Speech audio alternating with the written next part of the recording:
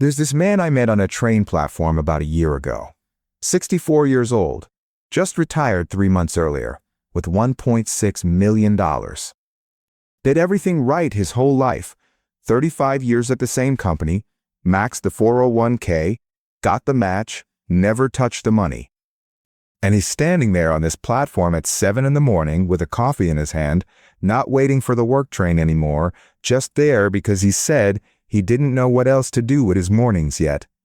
We got to talking, the way you do when a train's running late, and I asked him how retirement was going. He kind of half smiled and said, "Honestly, I can't sleep." I said, "What do you mean?" He said, "I keep doing the math in my head at 3 a.m.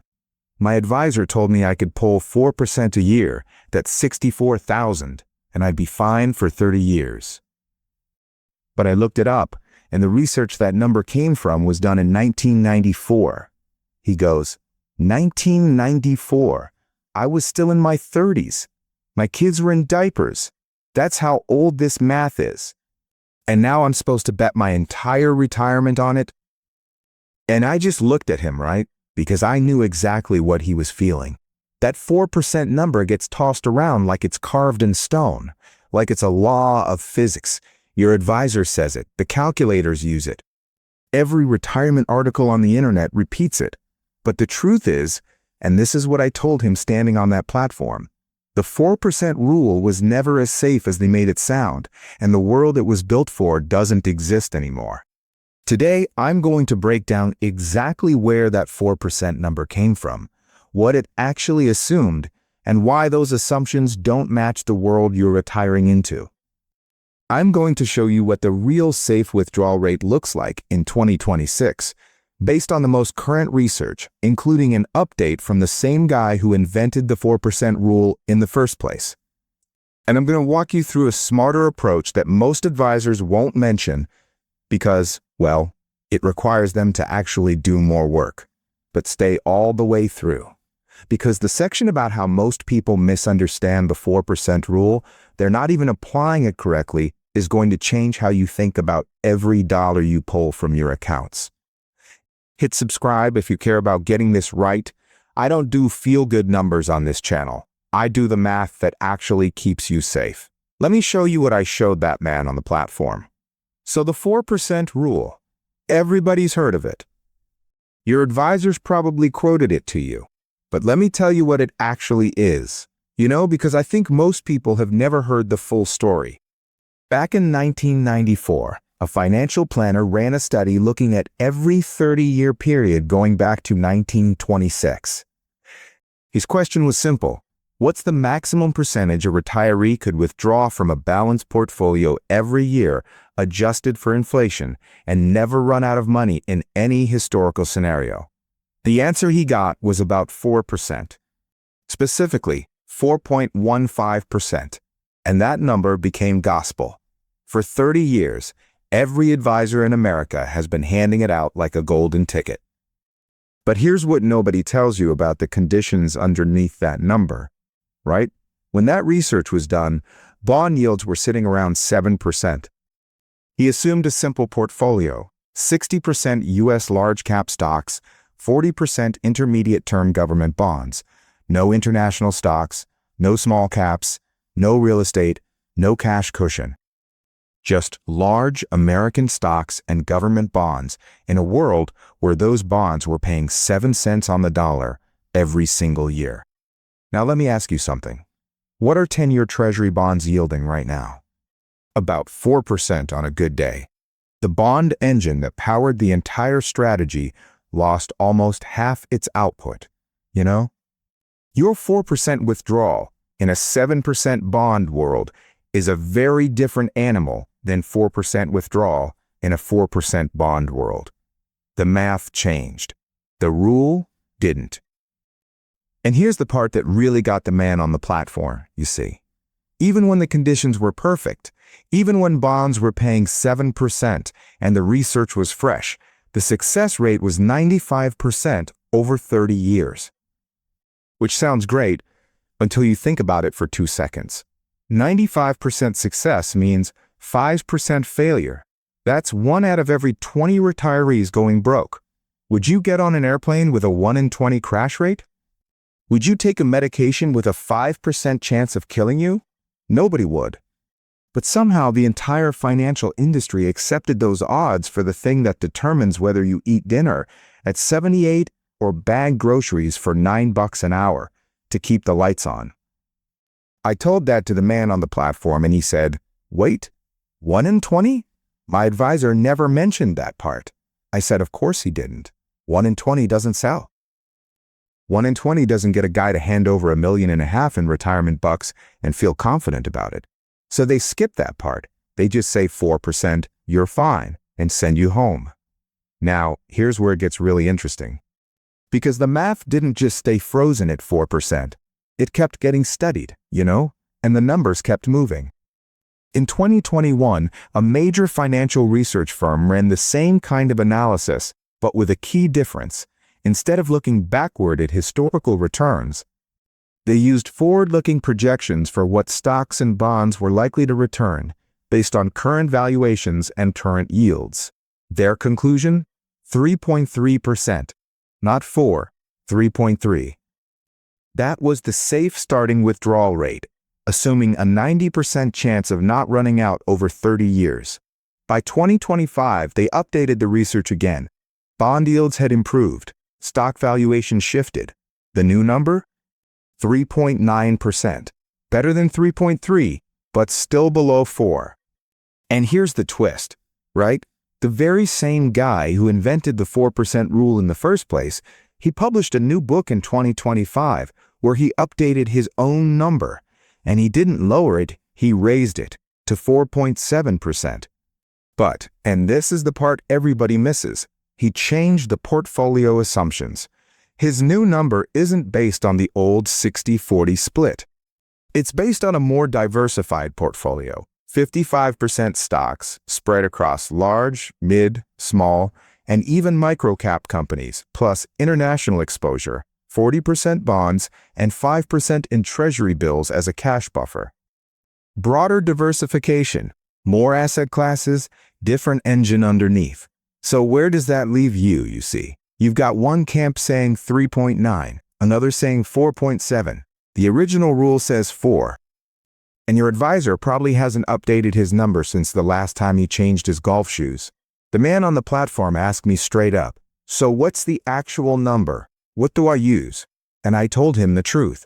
There is no single number. And that's exactly the problem with the 4% rule. It pretends there is. See, the biggest issue with the 4% rule isn't even whether 4 is the right number, The biggest issue is that most people don't even apply it correctly. Here's how the rule actually works. You take 4% of your portfolio value on the day you retire. That gives you your first year withdrawal amount in actual dollars. Then every year after that, you adjust that dollar amount for inflation. You don't recalculate 4% of whatever your portfolio's worth each year. You take the original dollar amount and add inflation. Most people don't do it that way, right? Most people think the 4% rule means withdraw 4% of whatever my portfolio is worth every single year. But that's a completely different strategy.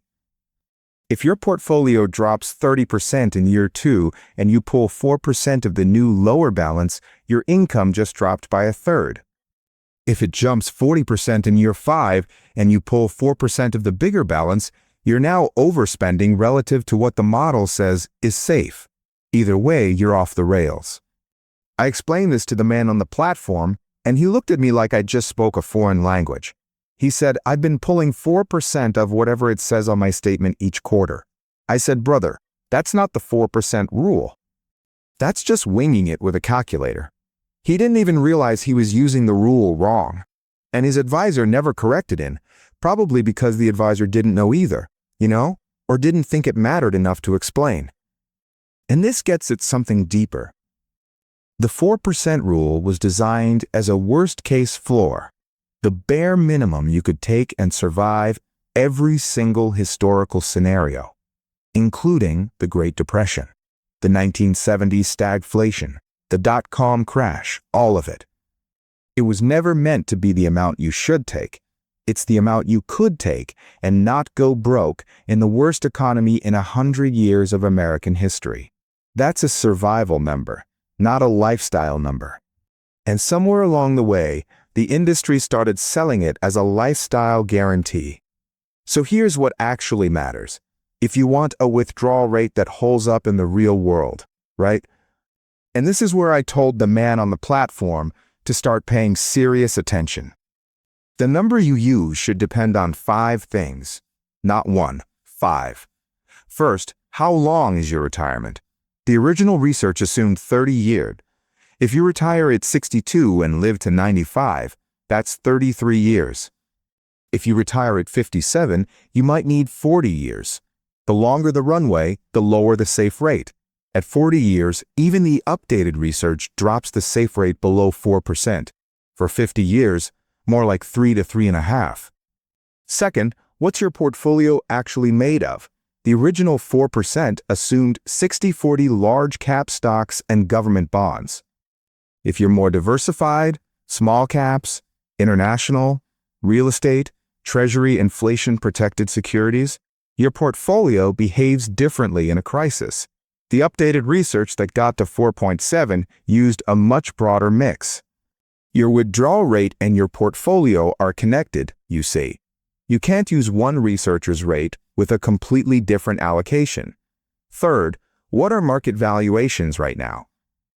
When stocks are expensive relative to earnings, like they've been for the last few years, forward returns tend to be lower. Starting retirement at the top of a bull market is fundamentally different from starting at the bottom. The research that gave you 3.9% baked that reality into the math. The research from 1994 didn't. Fourth, do you have other income? Social Security changes everything. If you need 90 grand a year to live and Social Security covers 45 of it, you only need 45 from your portfolio. On a 1.5 million portfolio, that's a 3% withdrawal rate, not 4. Most calculators and most advisors don't model it this way. They treat the portfolio like it's your only source of income. For most people, it's not, you know? Fifth, and this is the big one, are you willing to be flexible? The 4% rule assumes fixed spending adjusted only for inflation. Same amount every year, no matter what the market does? But what if you could cut spending by 10 or 15% during a bad market year and increase it during a good one? That single flexibility, being willing to adjust, pushes the safe starting rate significantly higher. Some research shows that a dynamic approach with guardrails can safely support a starting rate of 4.5 to 5%, because you're not locked into a rigid number that ignores reality. I asked the man on the platform, "Are you and your wife flexible? Could you cut back in a bad year?" He laughed and said, "We lived on one income for 12 years while the kids were growing up. We know how to tighten the belt." I said, "Then your safe rate is probably higher than 4%. But your advisor never asked you that question, right? He just gave you the number and sent you home." Now, here's the part that should genuinely make you angry, you know? The financial industry loves the 4% rule. Not because it's accurate, because it's simple. One number, easy to explain, easy to sell. It takes about 30 seconds in a client meeting. Your advisor punches your portfolio balance into a calculator, multiplies by 0.04, and says, "Here's your annual income. Meeting over. Invoice sent." But real withdrawal planning, the kind that actually accounts for your Social Security timing, your tax situation, your healthcare costs, your sequence of returns risk, your flexibility, and your actual portfolio, that takes hours. That takes modeling. That takes ongoing adjustment every single year. And most advisors don't do it, right? Because the fee structure doesn't reward that kind of work. They get paid 1% of your balance, whether they run a 30-second calculation or a 30-hour plan. So guess which one most people get? The man on the platform, about a month after that conversation, he called me.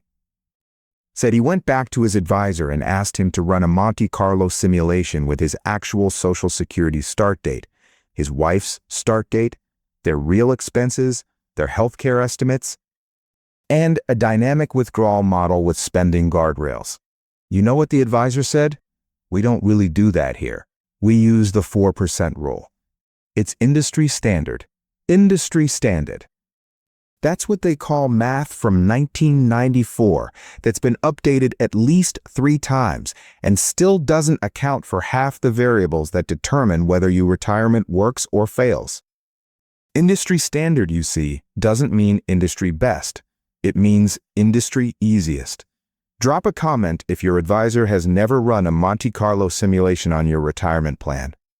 Because I think most guys watching this right now are relying on a single number that somebody gave them in a 30-minute meeting, and that number is supposed to carry them through 30 years. That should scare you. It scared the guy on the platform, and he was doing better than most. So what should you actually do? 3 things. First, stop thinking about withdrawal rates as a single fixed number. Your rate in year 1 doesn't have to be your rate in year 15. Build a plan with guardrails. Take a starting rate. 3.5 to 4% is reasonable for most guys starting around 65 with a diversified portfolio and Social Security coming in.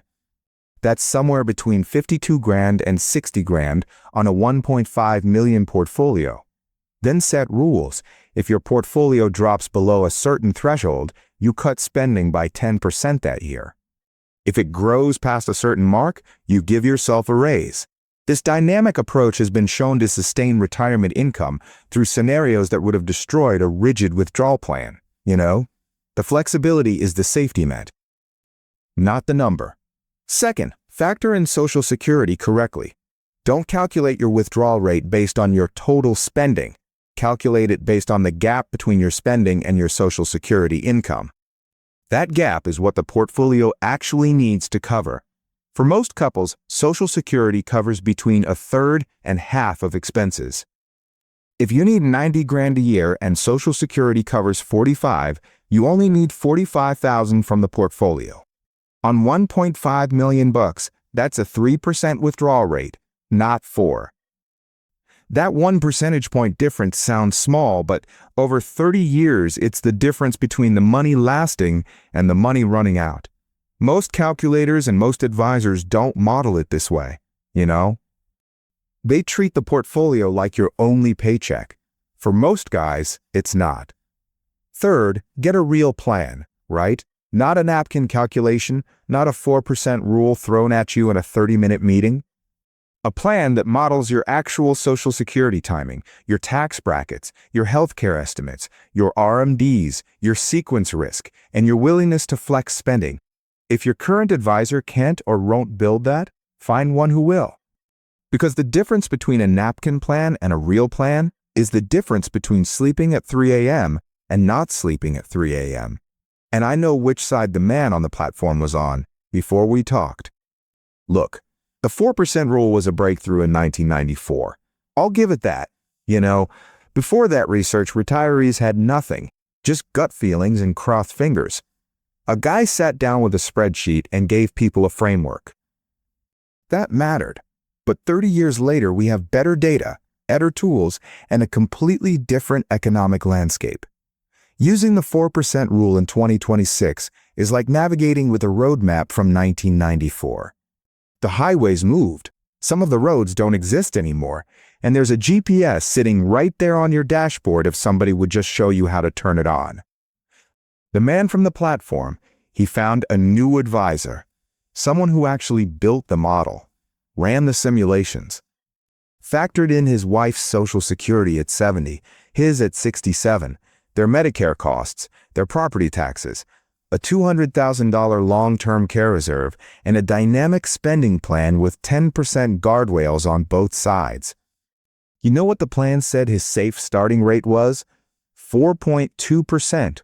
Not 4, not 3.9, 4.2, specific to his situation, his portfolio, his income, his flexibility. He called me after and said, "You know what's crazy? I've been losing sleep over 64 grand a year for months. Turns out the answer was 4.2, 67,200 bucks. It was right there the whole time. I just needed someone to actually run the real numbers instead of giving me a rule from 1994 and telling me I was fine. That's what this video is. Not a rule, not a single number. The truth, which is that your safe withdrawal rate is personal, it's calculable, and it's probably not 4%. It might be higher, it might be lower, but it's yours. And it's worth more than a 30-second calculation. Drop a comment. What withdrawal rate are you using? And did your advisor actually explain where that number came from? Because I think most guys watching this got a number handed to them and never asked how it was built. Hit subscribe. Share this with someone who's lying awake at 3 a.m. doing retirement math in their head. They don't need another sleepless night. They need someone to run the real numbers instead of handing them a rule of thumb and calling it a plan. See you in the next one.